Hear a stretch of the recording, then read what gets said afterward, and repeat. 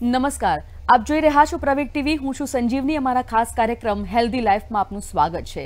દર્શક મિત્રો, healthy life અંતર્ગત રોજ અલગ અલગ વિષય પર અલગ અલગ ડોક્ટર સાથે આપણે વાત કરીએ છીએ, ડોક્ટરનું માર્ગદર્શન મેળવતા હોઈએ છીએ. તમારી પણ કેટલીક સમસ્યાઓ હશે, તમે પણ એ સમસ્યાઓનું સમાધાન ઈચ્છતા હોય તો અમારો આખો આ કાર્યક્રમ જોવાનું ચૂકશો નહીં.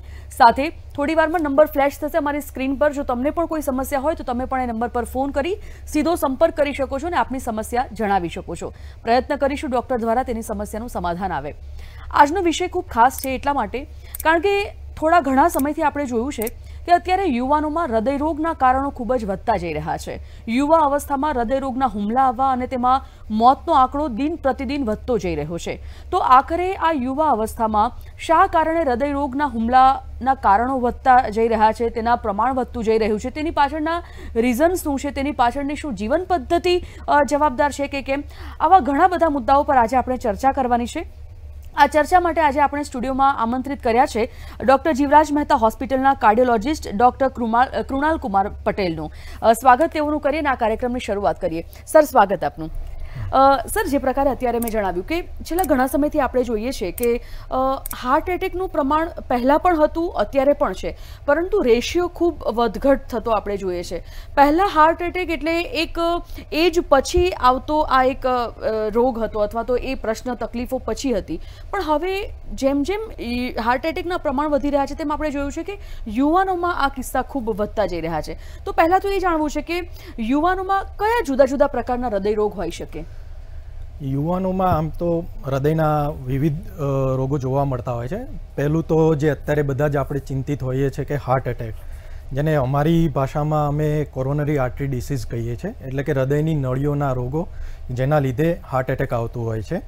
એક મેઇન એ રોગ એ છે. બીજા રોગમાં જોવા જઈએ તો હૃદયની જે ધબકારા હોય છે એ અનિયમિત થઈ જતા હોય છે, એટલે કે હૃદયના ધબકારા અનિયમિત રહેવા, જેને રિધમ રિલેટેડ પ્રોબ્લેમ્સ કહીએ છીએ, એટલે કે એરિધમિયાઝ, જેમાં હૃદયના ધબકારા અનિયમિત હોવા, વધારે હોવા, ઓછા હોવા, તો એક એ પ્રકાર છે. બીજા રોગોમાં જોવા જઈએ તો હૃદયના વાલ રિલેટેડ પ્રોબ્લેમ હોવા, એમાં ઘણા કેસમાં વાલ લીક હોય, ઘણા કેસમાં હૃદયનો વાલ બંધ થઈ ગયા હોય, વાલ ડેમેજ હોય, તો વાલ્વ્યુલર હાર્ટ ડિસીઝ અમે એને કહીએ છીએ. અમુક કેસમાં હૃદયનું જે જન્મજાત હૃદયની બીમારીઓ હોય છે કે જે જન્મ સમયે ડિટેક્ટ નથી થઈ હોતી અને એ જુવાનીમાં ખબર પડે છે એ રોગો વિશે. તો એવા ઘણા કેસીસ હોય છે કે લાઈક કે હૃદયના વાલની તકલીફ હોય કે જે જન્મજાત હોય, હૃદયના પડદામાં નાનું કાણું હોય, હૃદયના સ્ટ્રક્ચરમાં ડિફેક્ટ હોય, એટલે કે હૃદયની દિવાલ અતિશય જાડી હોય અથવા હૃદય પહોળું થઈ ગયું હોય, તો એ બધી જન્મજાત પેટર્ન હોય છે. એમાં ઘણી વખતે યુવાનોમાં હૃદય નબળું પડી જતું હોય છે, એ પણ એવા કિસ્સાઓ જોવા મળતા હોય છે. અને રૂટીનલી અત્યારે જે આપણે કોમનલી બીજા રોગો જોતા હોઈએ છીએ કે જેને હૃદય રિલેટેડ હોય છે, એટલે કે હાઇપરટેન્શન, એટલે કે બીપી, હાઈ બીપી, કોલેસ્ટેરોલ કે જેમાં કોલેસ્ટેરોલનું એબનોર્મલ લેવલ હોય, ડાયાબિટીસ, તો એ બધા રોગો પણ અત્યારે યુવાનોમાં વધારે જોવા મળતા હોય છે. તો આવા વિવિધ પ્રકારના હૃદયના રોગો યુવાનોમાં પણ અત્યારે જોવા મળે છે આપણને. બિલકુલ. સર, તમે કહ્યું કે ઘણા બધા રોગ છે હાર્ટના લગતા. એમાં ખાસ આપણે આજે હાર્ટ એટેક પર જો અત્યારે શરૂઆતમાં ચર્ચા કરીએ તો આપણે એ જોયું છે કે અલગ અલગ લક્ષણો તેના હોય છે, પણ સમહાવ ઘણીવાર એવું બનતું હોય છે કે લક્ષણો આપણે ડિડક્ટ નથી કરી શકતા, આપણે એને સામાન્ય લઈ લેતા હોય છે. તો આજે એ સમજવું છે કે યુવાનોમાં જો કોઈ લક્ષણ દેખાય તો એ કેવા પ્રકારના લક્ષણ હોય અને શરીરમાં એવા કેવા પ્રકારના ફેરફાર થાય જેના કારણે આપણે તાત્કાલિક હોસ્પિટલમાં ડૉક્ટરની સલાહ લેવી જોઈએ? એટલે કે હાર્ટ એટેકના કોમન જે લક્ષણો હોય છે કે જે બધામાં મોસ્ટ ઓફ બધા લક્ષણો દરેકમાં નથી જોવા મળતા હોતા. જ્યાં મેઇન તો જે બધાને ખબર હોય છે કે છાતીમાં દુખાવો થવો, છાતીમાં દુખાવો હોય, એ દુખાવો ઘણી વખતે ડાબા હાથમાં જતો હોય, જણજણાટી થવી, છાતીમાં બળતરા થવી, વચ્ચેના ભાગમાં ગભરામણ થવી, અચાનક જ ગભરામણ સાથે પરસેવો વળવો, ઉલટી ઉપકા થવા, જે પેટનો ઉપરનો ભાગ હોય ત્યાં પણ દુખાવો થવો, ઘણી વખતે એકદમ ચક્કર આવવા, ઘણી વખતે એકદમ સડન વીકનેસ અનુભવવી આપણને. તો આવા અનેક પ્રકારના લક્ષણો હોય છે. ઘણી વખતે જડબામાં પણ દુખાવો થાય, બીજી છાતીમાં દુખાવો ના થતો હોય, ખાલી જડબામાં દુખાવો થતો હોય, અપર બેકમાં દુખાવો થતો હોય. અને ઘણી વખતે જે એટિપિકલ સિમ્પટોમ્સ કહીએ છીએ, એટલે કે જે કોમનલી જોવા ના મળતા હોય, એટલે કે છાતીમાં દુખાવા સિવાયના જે લક્ષણો હોય છે, લાઈક કે ખાલી નોઝિયા વોમિટિંગ એટલે કે ખાલી ઉબકા આવે, ગભરામણ થાય, પેટમાં દુખાવો થતો હોય, તો એવા લક્ષણો મોસ્ટલી ફિમેલ્સમાં વધારે હોય છે મેલ કરતાં. તો આવા કોઈ બી લક્ષણો જોવા મળે, ઘણી વખતે શ્વાસ ચડવો, અચાનક જ હૃદયના ધબકારા વધી જાય અને શ્વાસ ચડવો, એ બધા લક્ષણો પણ જોવા મળતા હોય છે. અને યુવાનોમાં મોસ્ટલી શું તકલીફ હોય છે કે આવા શ્વાસ ચડે અથવા છાતીમાં થોડી ગભરામણ કે એવું કંઈ થાય તો એ લોકો લાઇટલી લેતા હોય છે કે આ ઉંમરે અમને તો શું થવાનું છે, બરાબર. પણ એ આમાંથી કોઈ પણ લક્ષણ હોય તો એ લાઇટલી ના લેવું જોઈએ અને અર્જન્ટલી એનું નિદાન કરાવવું જોઈએ. તો નજીકની કોઈ બી હોસ્પિટલમાં જઈને કમસે કમ એક કાર્ડિયોગ્રામ તો કરાવી જ દેવો જોઈએ આના માટે આપણે. બિલકુલ સર, તમે અત્યારે જે બધા પ્રકાર કહ્યા તેમાં આપણે કહ્યું કે હાર્ટ એટેકનું પ્રમાણ, હૃદય રોગમાં હાર્ટ એટેક આવી જાય, ધબકારા અનિયમિત હોય તે આવી જાય, હૃદયમાં વાલ ડેમેજ હોય અથવા તો વાલની કોઈ તકલીફ હોય તો આવી જાય, અને સાથે સાથે જન્મજાત કોઈ બીમારી હોય તો એ જન્મ સમયમાં ડિટેક્ટ ન થાય પણ યુવા અવસ્થામાં કદાચ બહાર આવતી હોય. આ બધા પ્રકાર છે, પરંતુ શું હાર્ટ એટેક એક એવો પ્રકાર છે જે મૃત્યુનું જોખમ વધારી શકે કે આમાં બીજા બધા જે પ્રકાર છે એ પણ એટલા જ ગંભીર છે? આમાં જે મૃત્યુનું જોખમ છે એમાં અચાનક મૃત્યુનું જોખમ, જે આકસ્મિક મૃત્યુ થતા હોય છે, એમાં હાર્ટ એટેક તો એક પરિબળ છે જ, પણ જ્યારે હૃદયના કારણે આકસ્મિક મૃત્યુ થતા હોય છે તો એમાં અલ્ટિમેટ રીઝન એ હોય છે કે હૃદયના ધબકારા અનિયમિત થઈ જાય.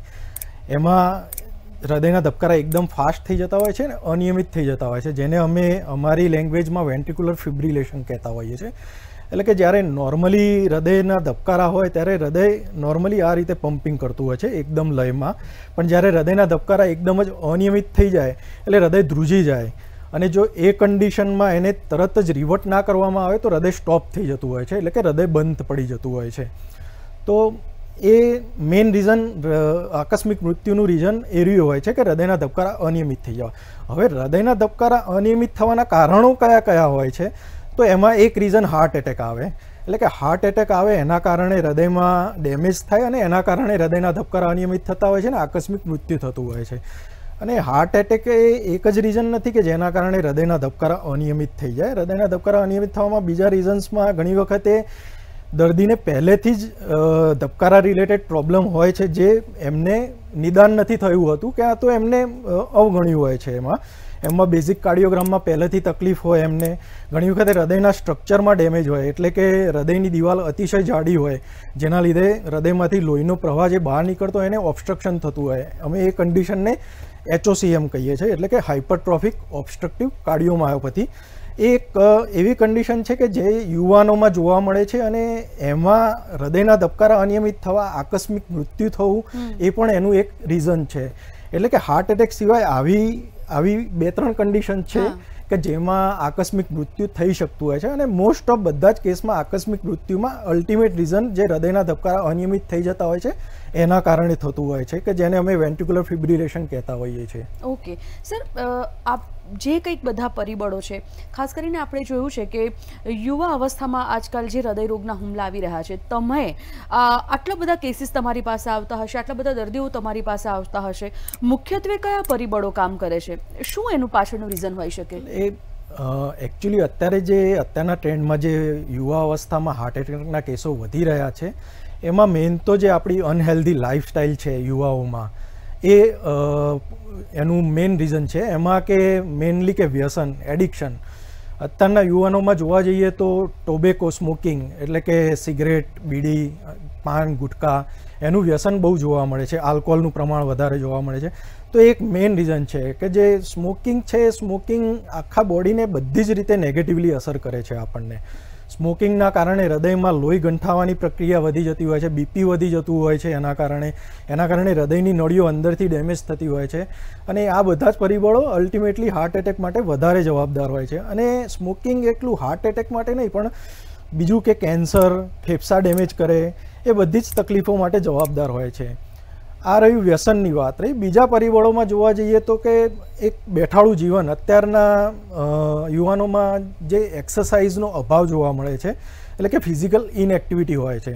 એટલે બેઠાડું જીવનના લીધે ધીમે ધીમે ઓબેસિટી વધતી જાય, અને જે ઓબેસિટી વધે એટલે એમાં પાછા બીજા રોગો આવે કે બીજા રોગોમાં જેમ કે હાઇપરટેન્શન એટલે કે હાઈ બ્લડ પ્રેશર, ડાયાબિટીસ, કોલેસ્ટેરોલના પ્રોબ્લેમ્સ, આ બધા પ્રોબ્લેમ્સ આવતા હોય ને આ બધા પ્રોબ્લેમ્સ અલ્ટિમેટલી હાર્ટ એટેક માટે જવાબદાર હોય છે.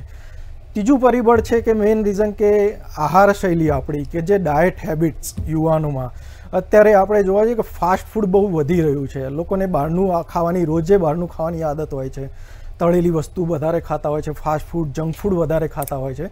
તો એ પણ હાર્ટ એટેક માટે અને હૃદયના રોગો માટે જવાબદાર હોય છે, કારણ કે આ બધા પરિબળ અલ્ટિમેટલી બીપી, ડાયાબિટીસને બધા કન્ડિશન વધારે અને હાર્ટ એટેકનું જોખમ વધતું હોય છે એમાં. અને બીજું કે જે આ જન્મજાત જે તકલીફો કહી એ પણ જે નિદાન ના થયેલું હોય એ પણ અલ્ટિમેટલી આ બધી કન્ડિશન વધારતું હોય છે એમાં. સર, જે પ્રકારે અત્યારે બધા મુદ્દાઓની વાત કરી, પ્રકારની વાત કરી, તેના પ્રમાણ કેમ વધી રહ્યા છે તેની પણ આપણે વાત કરી. આપણે ઘણીવાર એવું સાંભળ્યું છે કે કોઈ પેશન્ટને હાર્ટ એટેક આવ્યો છે ને કોઈનું હાર્ટ ફેલ થઈ ગયું છે. તો શું આ બંને એક અલગ અલગ વાત છે, હાર્ટ એટેક અને હાર્ટ ફેલ્યોર? હાર્ટ એટેક અને હાર્ટ ફેલ્યોર એ ટોટલી ડિફરન્ટ વસ્તુ છે. હાર્ટ ફેલ્યોરમાં હૃદયનું પમ્પિંગ ઘટી જાય છે. એમાં પમ્પિંગ ઘટવાના ઘણા બધા કારણો હોય છે. એટલે કે પમ્પિંગ ઘટવામાં એક રીઝન તો જે હાર્ટ એટેક છે એના કારણે હૃદયનું નબળું પડી જવું, એને હાર્ટ ફેલિયર કહેવાય. હાર્ટ ફેલિયરમાં બીજા બધા રીઝન્સમાં જોઈએ તો જે વાલ્વ્યુલર હાર્ટ ડિસીઝ જે કીધા તમને, કે જેમાં વાલ ડેમેજ હોય, જન્મજાત તકલીફ હોય, તો એના કારણે પણ હૃદય નબળું પડતું હોય છે. ઘણી વખતે જીનેટિક તકલીફ હોય છે, વારસાગત તકલીફો હોય છે, એના કારણે પણ હૃદય નબળું પડતું હોય છે.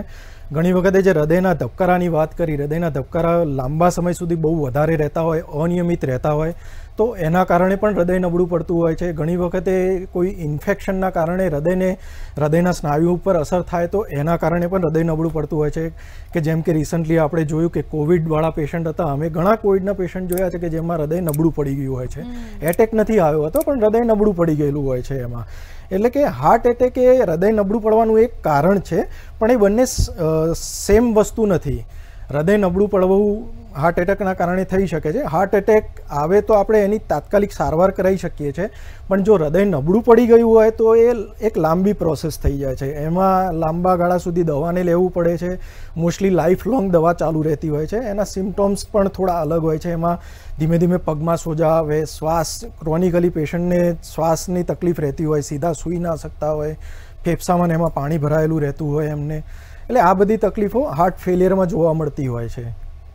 સર, જે રીતે અત્યારે તમે કોવિડની વાત કરી, ઘણા ખરા લોકોમાં આપણે ચર્ચા પણ સાંભળી છે. હવે એ માન્યતા છે, ગેરમાન્યતા છે, એક તો ડૉક્ટર પાસેથી આપણે સલાહ સૂચનમાં જાણકારી મળી શકે કે કોવિડ પછી જે લોકોએ વેક્સિનેશન, કમ્પલસરી વેક્સિનેશન દરેક લોકોએ લીધું હોય, તો લોકોની એવી એક ગેરમાન્યતા છે કે રસી લીધા પછી જે હાર્ટ એટેકનું પ્રમાણ છે તે વધતું જઈ રહ્યું છે, અને તેમાં પણ યુવાનોમાં. તો શું આ એક મિથ છે? એ સાચું ખોટું શું છે, સત્ય? નહીં, આ ટોટલી મિથ જ છે. વેક્સિનના કારણે હાર્ટ એટેકના કેસ વધ્યા છે એ ટોટલી મિથ છે. હા, કોવિડના કારણે જે લોકોને કોવિડ થયો હતો, કે ડેફિનેટલી જેમનું નિદાન પણ થયું હતું કે કોવિડ થઈ ગયેલો છે, અથવા જેમને કોવિડના લક્ષણ નહોતા અને ઇન્ફેક્શન થયેલું હતું, એવા લોકોમાં જે હાર્ટ એટેકનું પ્રમાણ વધારે હતું એ છે. કારણ કે કોવિડ એ ઇટસેલ્ફ જે શરીરમાં લોહી ગંઠાવાની પ્રક્રિયા વધારી દેતું હતું. કોવિડના લીધે, કોવિડના ઇન્ફેક્શનના કારણે બોડીમાં જે ક્લોટ બનવાની પ્રક્રિયા હતી એ દરેક પેશન્ટોમાં અમે જોયેલું છે કે એ વધી ગયેલી હતી. એટલે એ ક્લોટ બનતા હતા, એના કારણે હાર્ટ એટેકના કેસો વધારે હતા. પણ જે વેક્સિનના કારણે લોકોના મગજમાં જે મિથ છે કે વેક્સિનના કારણે હાર્ટ એટેક આવે છે, એ ટોટલી મિથ છે. એવું કોઈ જગ્યાએ પ્રૂવ નથી થયું અને એવા ડેટા પણ નથી કે જે વેક્સિનના કારણે હાર્ટ એટેક આવી રહ્યા છે. જે કોવિડ ઇન્ફેક્શન થયું હતું એના કારણે અમે ઘણા કેસ ડ્રાસ્ટિકલી ઇન્ક્રીઝ ટ્રેન્ડ જોયો હતો અમે એ વખતે, કે કોવિડ ઇન્ફેક્શનના કારણે હૃદયરોગના દર્દીઓમાં એકદમ વધારો થઈ ગયેલો હતો. પણ જે કોવિડ વેક્સિનેશન કરીએ તો એના કારણે વધ્યા છે એવું તો કોઈ ડેટા નથી, અને એ ટોટલી મિથ જ છે. બિલકુલ. સર, હાર્ટ એટેક અને કાર્ડિયાક અરેસ્ટ આ પણ એક સાથે સાંભળવામાં આવે છે. ઘણીવાર આપણે સાંભળ્યું છે, ઘણીવાર વાંચ્યું પણ છે. હવે તો ન્યૂઝમાં પણ જ્યારે કોઈ સેલિબ્રિટીઝના મોત થાય છે ને જો એનું કારણ એક હાર્ટ બહાર આવે છે તો કાર્ડિયાક અરેસ્ટ આપણે એક શબ્દ સાંભળ્યો છે. તો આ બંને એક સાથે લેવામાં આવે છે, તો શું આ બંને એક છે કે એમાં પણ કોઈ અંતર તફાવત છે? ના, એ બંને ડિફરન્ટ વસ્તુ છે. કાર્ડિયાક અરેસ્ટ એટલે કે હાર્ટ સડનલી બંધ પડી જવું. એમાં મેઇન રીઝન જે અગાઉ મેં જણાવ્યું એમ કે હૃદયના ધબકારા અનિયમિત થઈ જાય, વેન્ટ્રિક્યુલર ફિબ્રિલેશન જેને અમે કહ્યું એ અલ્ટિમેટલી હૃદય ધ્રુજી જાય એમાં અને હૃદય બંધ પડી જાય, એને કાર્ડિયાક અરેસ્ટ કહેવાય. કાર્ડિયાક અરેસ્ટના એક રીઝનમાં હાર્ટ એટેક છે એ, કે જે હાર્ટ એટેકના કારણે, હાર્ટ એટેક ક્યારે આવે કે જ્યારે હૃદયની નળીમાં લોહી ગંઠાઈ ગયું હોય, બ્લોક થઈ ગઈ હોય હૃદયની કોઈ નળી, તો એ હૃદયના ભાગને ડેમેજ કરે અને એ ડેમેજ થાય એટલે હૃદય નબળું પડે અને એ હૃદયના ધબકારા અનિયમિત થઈ જાય. તો એ જ્યારે હૃદયના ધબકારા અનિયમિત થઈ જાય છે એ વખતે હૃદય સ્ટોપ થઈ જાય છે, હૃદયના ધબકારા અનિયમિત થવાના કારણે. તો એ કન્ડિશનને અમે કાર્ડિયાક અરેસ્ટ કહીએ છીએ. જે હાર્ટ એટેક એનું એક રીઝન છે. એવા જે બીજા રીઝન્સ મેં અગાઉ પણ જેમ જણાવ્યા કે એમ સ્ટ્રક્ચરલ હાર્ટ ડિસીઝ છે, જે બેઝિકલી રિધમમાં પહેલેથી પ્રોબ્લેમ હોય એના કારણે થતું હોય છે, જન્મજાત હૃદયની તકલીફ હોય એના કારણે થતું હોય. તો કાર્ડિયાક અરેસ્ટ આવવાના ઘણા બધા રીઝન અલગ અલગ હોય છે. અને એમાં જે અત્યારના આપણે મોસ્ટલી કિસ્સાઓ જોતા હોઈએ છીએ કે જે ન્યૂઝમાં આવતું હોય છે અથવા સમાચારમાં આપણે જોતા હોઈએ છીએ કે કોઈ ક્રિકેટ રમતા રમતા યંગ માણસનું ડેથ થઈ જાય છે, કોઈ સ્કૂલમાં એમને ઊભા જ પડી જાય છે, કોઈ પરેડ કરતી વખતે પડી જાય છે. તો રૂટીનલી આપણે એવું સમજીએ છીએ કે એને હાર્ટ એટેક આવ્યો, પણ એવા મોસ્ટ ઓફ કિસ્સાઓમાં એને કાર્ડિયાક અરેસ્ટના કારણે થયું હોય છે. અને એવા અડધ કિસ્સાઓમાં એવું બને છે કે એમાં હાર્ટ એટેક નથી આવેલો હતો, એમને બેઝિકલી પહેલેથી હૃદયની કોઈક તકલીફ હોય છે જે ખબર નથી પડી હોતી. અને જે કન્ડિશન આ રીતે હૃદયના ધબકારા અનિયમિત કરવા માટે કે જે વેન્ટ્રિક્યુલર ફિબ્રિલેશન માટે પ્રેડિસ્પોઝ કરતી હોય છે, એ કન્ડિશન પહેલેથી હોય છે જેનું નિદાન નથી થયેલું હતું, તો એના કારણે આ કન્ડિશન થતી હોય છે. એટલે એમાં કાર્ડિયાક અરેસ્ટના કારણે આ બધા મૃત્યુ થતા હોય છે. તો એક મિથ છે કે કાર્ડિયાક અરેસ્ટ અને હાર્ટ એટેક એ અલગ વસ્તુ છે, કારણ કે કાર્ડિયાક અરેસ્ટનું એક રીઝન હાર્ટ એટેક છે, પણ હાર્ટ એટેક એકલું એવું રીઝન નથી કે જેના કારણે કાર્ડિયાક અરેસ્ટ થાય છે. એ સર તમે કહ્યું કે કાર્ડિયાક અરેસ્ટ દેટ મીન્સ કે અચાનક હાર્ટ બંધ થઈ જવું. ઘણા ખરા કિસ્સામાં આપણે જોયું છે, અને હવે તો અવેરનેસ માટે પણ ઘણા એવા હાર્ટ સ્પેશિયાલિસ્ટ ડૉક્ટર હોય છે, એ એવું કેમ્પ ચલાવતા હોય છે, ઘણા સેમિનાર્સ પણ રાખતા હોય છે કે તાત્કાલિક ધોરણે જો કોઈ વ્યક્તિને આવું કંઈક થાય તો જે તે સમયમાં હોસ્પિટલ પહોંચતા પહેલાં કે ડૉક્ટર પાસે પેશન્ટને લઈ જતા પહેલાં એક હાર્ટ પમ્પિંગ આપવામાં આવે છે. તેને તમારે મેડિકલ લેંગ્વેજમાં થોડું સમજવું છે કે એ શું હોય છે. બીજું કે જે તે સમયમાં જો આપણે આસપાસ આવી કોઈ ઘટના બને તો તાત્કાલિક શું કરવું જોઈએ? એટલે જો આપણે એવું કોઈ આપણી નજીકમાં કે આપણી વિઝ્યુઅલમાં થયું હોય કે કોઈને આ રીતે અચાનક પડી ગયા હોય, અનરિસ્પોન્સિવ થઈ ગયું હોય પેશન્ટ એટલે કે દર્દી, તો એમાં બેઝિકલી આપણે જો એમને જોઈએ એમાં શ્વાસ ના આવતો હોય કે એમની રિધમ ના પકડાતી હોય, તો એમાં બેઝિકલી આપણે પમ્પિંગ ચાલુ કરવું પડે. એને અમે અમારી ભાષામાં કાર્ડિયોપલ્મોનરી રિસસ્કિટેશન કહીએ છીએ, એટલે કે CPR કહીએ છીએ. એ એક બેઝિક લાઈફ સપોર્ટ સિસ્ટમ છે. આઈડિયલી આપણા દેશમાં દરેક જનરલ પબ્લિકે એ શીખી લેવું જોઈએ બેઝિક લાઈફ સપોર્ટ CPR કઈ રીતે આપવા.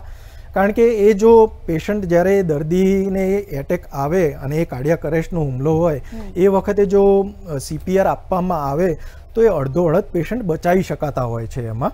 એટલે એ શીખવું તો ખૂબ જ જરૂરી છે. એમાં આપણે હૃદયનું પમ્પિંગ કરતા હોઈએ છીએ અને પમ્પિંગ કરતાની સાથે વચ્ચે શ્વાસ પણ આર્ટિફિશિયલ શ્વાસ પણ આપતા હોઈએ છીએ એમાં. એટલે એની એક આખી લયબદ્ધ પદ્ધતિ છે જે શીખવી ખરેખર જરૂરી છે. અને ગવર્મેન્ટે એનો ખરેખર બેઝિકલી દરેકને શીખવા માટેનો દરેક જે જનરલ ગવર્મેન્ટ ઓફિસો છે, રૂટીન જે અત્યારે ગવર્મેન્ટ કરી તો રહી જ છે કે જે એમના ટ્રાફિક પોલીસો છે કે એમને શીખવાડી રહી છે, રૂટીન જે ટીચર્સ છે એમને પણ શીખવાડી રહી છે. તો આપણે પણ એ બાબતમાં થોડું આગળ સજાગ બનીને આપણે ધારો કે આપણે જ્યાં રહેતા હોઈએ સોસાયટી, ફ્લેટ કે ક્યાં, તો ત્યાં પણ આપણે આવી બેઝિક પદ્ધતિ શીખવા માટેનો કોન્ટેક્ટ કરવો જોઈએ અને એ પદ્ધતિ શીખવી જોઈએ. કારણ કે એ ગમે તેને થઈ શકે છે, આપણા રિલેટિવને પણ થઈ શકે છે, કોઈ અજાણ્યા માણસને પણ થઈ શકે છે, અને એમાં આપણે ટોટલી એનો જીવ બચાવી શકીએ છીએ. કારણ કે જો આ કન્ડિશન ધારો કે એવી હૃદય જ્યારે બંધ પડી જાય છે અને એને વિધિન સેકન્ડ્સ આ વસ્તુ ચાલુ ના કરવામાં આવે તો મોસ્ટલી 100% આનો મોર્ટાલિટી રેટ 100% હોય છે, એટલે મૃત્યુદર 100% હોય છે. પણ જો આપણે આ CPR ને ચાલુ કરીએ તો એમાંથી 50% કેસને બચાવી શકાતા હોય છે. એટલે એ તો શીખવું જ જોઈએ દરેકે. આ હાર્ટના કિસ્સાઓ ફક્ત યુવાનોમાં પણ નથી જોવા મળતા, જવલ્લે જોવા મળે છે, પણ બાળકોમાં પણ આપણે જોયું છે. ઘણીવાર ન્યૂઝમાં આપણે સાંભળ્યું છે કે નાના વયમાં સ્કૂલમાં, શાળામાં ભણતા બાળકોને પણ અચાનક હાર્ટ બંધ થઈ જતું હોય છે ને તેના કારણે ઘણા બાળકો મૃત્યુને પણ ભેટતા હોય છે. તો બાળકોમાં પણ શું આ જોખમ વધી રહ્યું છે? તો એની પાછળનું કોઈ કારણ ખરું? એટલે એક્ઝેક્ટલી બાળકોમાં પણ વધવાનું કારણ એક તો એ જ છે કે જે તમને પહેલાં મેં જણાવ્યું કે એ મોસ્ટ ઓફ કેસમાં હાર્ટ એટેક નથી હોતો, કાર્ડિયાક અરેસ્ટ હોય છે. એટલે કે જેમાં હાર્ટ સડનલી બંધ પડી જતું હોય છે. અને જેના રીઝન્સ મેં કીધા કે એમ કે એમાં જન્મજાત અમુક રોગો હોય છે એમાં, કે જેમાં એક રોગ જે કોમનલી અમે જે પરિબળ એના માટે જવાબદાર છે કે HOCM કરીને કન્ડિશન છે કે જેમાં હૃદયની દિવાલ અતિશય જાડી હોય છે. એટલે એ કન્ડિશન વારસાગત રીતે ચાલી આવતી હોય છે. એટલે કે એમાં ફેમિલી હિસ્ટ્રી હોય કે જે પેશન્ટને થયું હોય એના ફાધર અથવા એના કાકા ફર્સ્ટ ડિગ્રી રિલેટિવમાં કોઈ એ રીતે યંગ એજમાં એમનું પણ આકસ્મિક મૃત્યુ થયેલું હોય છે. તો એ જે HOCM કરીને કન્ડિશન કહીએ છીએ કે એમાં પણ હૃદયના ધબકારા અનિયમિત થઈ જાય છે. ઘણી વખતે હૃદયના ધબકારા અનિયમિત ના થાય તો બી એ કન્ડિશન એવી છે કે જેમાં હૃદયનો ફોરવર્ડ ફ્લો ઘટી જતો હોય છે, એકદમ ઓબ્સ્ટ્રક્શન થઈ જતું હોય છે. તો એના કારણે સડન ડેથ થઈ શકતું હોય છે. જે હૃદયના ધબકારા અનિયમિત થતા હોય તો એમાં બેઝિક કાર્ડિયોગ્રામમાં જે અમુક અમારા ભાષામાં કહીએ કે રિધમમાં પ્રોબ્લેમ હોય છે, જે પહેલેથી જ એમને તકલીફ હોય છે, જેના કોઈ સિમ્ટોમ્સ પહેલાં ખબર નથી હોતી, એટલે કે એનું કોઈ નિદાન ના કરી શકાય હોય પહેલાં, એ કન્ડિશન પહેલેથી જ બાળકમાં હોય તો એના કારણે એ કાર્ડિયાક અરેસ્ટ એમને આવતો હોય છે. તો આ જે પરિબળો છે એવું નથી હોતું કે હાર્ટ એટેકના કારણે થઈ રહ્યું છે, એ કાર્ડિયાક અરેસ્ટના કારણે નાના બાળકોમાં કિસ્સા વધી રહ્યા છે. બિલકુલ સર, આ તો વાત થઈ આ બધી તકલીફોની, હાર્ટને લગતા તમામ તકલીફોની, પણ હેલ્ધી હાર્ટ રાખવું છે અને આ બધી તકલીફોથી દૂર રહેવું છે. કારણ કે તમે જણાવ્યું કે આ બધી જ એવી તકલીફો છે જે તમે પહેલેથી એનું ધ્યાન રાખો અથવા તો જીવન જીવવાની સારી એવી જીવનશૈલી સરખી પદ્ધતિથી જીવો તો આ બધું જોખમ ઘટાડી શકાય છે. તો એ સમજવું છે કે હેલ્ધી હાર્ટ રાખવા માટે એક તો શું પગલાં લેવા જોઈએ અને જીવન જીવવાની રૂટીન લાઈફમાં શું આપણે ફેરફાર કરી શકાય? હેલ્ધી લાઈફસ્ટાઈલ માટે પહેલું પગલું તો એ જ રહે કે જે એડિક્શન છે કે વ્યસન છે એ વ્યસન ટોટલી બંધ કરવા જોઈએ. અત્યારના યુવાનોમાં જે વ્યસનનું પ્રમાણ વધારે છે એ ટોટલી સ્ટોપ કરવું જોઈએ. એમાં એવું નહીં કે હું 10 સિગરેટ પીવું છું તો એમાંથી ઓછી કરું, ઓછી કરવાનો કોઈ મતલબ નથી, ટોટલી બંધ કરવું પડે વ્યસન. કારણ કે સ્મોકિંગ અને ટોબેકો એટલે કે તંબાકુનું પ્રમાણ થોડા પ્રમાણમાં હોય એ પણ હાર્ટને નેગેટિવ અસર કરે છે. એટલે કે પહેલું પગથિયું તો એ જ છે કે વ્યસન ટોટલી બંધ કરવું પડે. બીજું કે બેઠાડું જીવન, આપણે બેઠાડું જીવનમાંથી બહાર આવવું પડે, રેગ્યુલર ફિઝિકલ એક્સરસાઇઝ કરવી પડે. એમાં રૂટીનલી હેલ્ધી હાર્ટ માટે અમે દરેક દર્દીને અમે કહીએ છીએ કે એટલીસ્ટ 30 to 45 મિનિટ્સ 45 મિનિટનો રોજનો મોડરેટ ફિઝિકલ એક્સરસાઇઝ એ કરવી જોઈએ, જે હેલ્ધી હાર્ટ માટે જરૂરી છે. એમાં એક્સેસિવ એક્સરસાઇઝની કે એ કરવાની જરૂર નથી, મોડરેટ ફિઝિકલ એક્સર્શન હોવું જોઈએ. કારણ કે વધારે પડતી એક્સરસાઇઝ હોય એ પણ ડેમેજ કરતી હોય છે આપણને. બીજું છે કે આપણે જે આ આહારશૈલી છે એમાં ફેરફાર કરવો જોઈએ. ફાસ્ટ ફૂડને ટોટલી બંધ કરવું જોઈએ. ડેલી આઉટ ફૂડ ખાવાની જે હેબિટ છે એ ઓછી કરવી જોઈએ. તળેલા પદાર્થ ખાવાની જે પદ્ધતિ છે એ ઓછી કરવી જોઈએ. ખોરાકમાં સોલ્ટનું પ્રમાણ ઓછું કરી દેવું જોઈએ, કારણ કે સોલ્ટના લીધે બીપી વધે છે અને બીપીના કારણે પણ જે હાર્ટ એટેકના કિસ્સાઓ છે વધી રહ્યા છે. અને રૂટીનલી મોસ્ટ ઓફ જે જનરલ પબ્લિક હોય છે એમ પૂછતી હોય છે કે કયું તેલ વાપરવું ખાવામાં આપણને તો વધારે સારું. તો કયા પ્રકારનું તેલ વાપરીએ છીએ તો આપણને જરૂરી છે, પણ એનાથી વધારે જરૂરી ક્વેશ્ચન એ છે કે કેટલા પ્રમાણમાં તેલ વાપરવું જોઈએ આપણે. તો આઈડિયલી ઇન્ડિયન પબ્લિક માટે કે રોજનું 20 ml થી વધારે તેલ ના યુઝ કરવું જોઈએ આપણે. તો એ પ્રમાણે તમે પણ ગણતરી કરી શકો છો કે તમે વધારે તેલનો યુઝ કરી રહ્યા છો કે ઓછું. અને બીજું એક પરિબળ છે કે સ્ટ્રેસ, જેનું આપણે ચર્ચા નથી કરી. રિસન્ટલી અમે ઘણા એવા હાર્ટ એટેકના કેસ જોયા છે કે જે 40 વર્ષથી નાની ઉંમરના આવ્યા હોય અને એમાંથી અમુક કેસમાં અમે બધા જ રિપોર્ટો કરીએ, બધી હિસ્ટ્રી લઈએ તો એવું કોઈ રીઝન સામે નથી આવ્યું હતું, પણ ખાલી એક જ રીઝન હોય છે કે સ્ટ્રેસ, તણાવ, એક્સેસિવ સ્ટ્રેસમાં રહેતા હોય છે. સ્ટ્રેસ પછી એ ભણવાનો સ્ટ્રેસ હોય, કોલેજનો સ્ટ્રેસ હોય, પર્સનલ લાઈફનો હોય કે સોશિયલ લાઈફનો હોય, જોબનો સ્ટ્રેસ હોય. તો એ સ્ટ્રેસના કારણે પણ હાર્ટ એટેકના કેસ વધી રહ્યા છે એ રહે. તો આ જે કન્ડિશન્સ છે એ બધી આપણે ટેકલ તો કરવી જ જોઈએ. સ્ટ્રેસ ઘટાડવા માટે તમે ગમે તે પ્રાણાયામ કરો, યોગ કરો, એ બધી કન્ડિશન આપણે જોવી જોઈએ. અને પ્લસ કે જે લોકોને ફેમિલી હિસ્ટ્રી છે કે જેનામાં ફેમિલીમાં કે વારસાગત રીતે ચાલતી આવી હોય કે કોઈનામાં નાની ઉંમરે ફાધરમાં, મધરમાં કે બ્રધર સિસ્ટરમાં કોઈનામાં હૃદયની તકલીફ આવી હોય તો એવા લોકોએ તો વહેલી તકે હૃદયનું આખું નિદાન ને બધું કરાવી દેવું જોઈએ. એટલીસ્ટ બેઝિક ECG અને ઇકો તો કરાવી દેવું જોઈએ કે જેથી આવી જે કાર્ડિયાક અરેસ્ટની અમુક કન્ડિશન્સ છે 90% એવોઇડ કરી શકાય. બિલકુલ સર, સમયનો અભાવ છે, આપણે આ ચર્ચા અટકાવવી પડશે, પરંતુ થેન્ક યુ સો મચ આપ સ્ટુડિયોમાં આવ્યા અને મજાની જાણકારી આપી તે બદલ. Thank you. તો દર્શક મિત્રો, આજે ઘણા બધા અગત્યના મુદ્દાઓ પર આજે ડૉક્ટરે ચર્ચા કરી, ઘણા બધા એવા ખાસ મુદ્દાઓ પર તેમણે માર્ગદર્શન આપ્યું. અમે આશા રાખીએ છીએ કે આજની જાણકારી તમારા માટે પણ ખૂબ ઉપયોગી સાબિત થઈ હશે. આવા એક નવા વિષય સાથે આવતીકાલે હું ફરીથી મળીશ. ત્યાં સુધી મને આપશો રજા. નમસ્કાર.